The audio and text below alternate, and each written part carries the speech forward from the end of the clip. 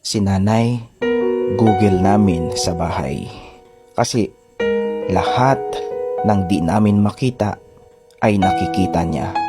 Lahat ng di namin alam ay alam niya. Lahat na lang itinatanong sa kanya. Gaya lamang ng mga ito. Mama, asaan po yung towel? Mama, asaan po yung sabon? Mama, asaan po yung uniforme ko?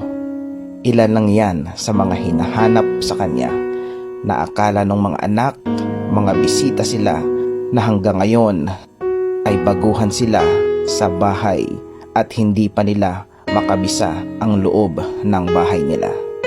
At kahit mga kalat, linisin at hugasin, si Nanay pa rin ang nakapapansin. Kasi paano, halos nakatutok sa cellphone screen. Kaya mga anak, pasalamatan nyo lagi ang mga nanay nyo. At nawa, pagtanda nila na sila naman ang searcher, finder, at kayo naman si Google, ay bigyan nyo sila ng tama at maayos na sagot.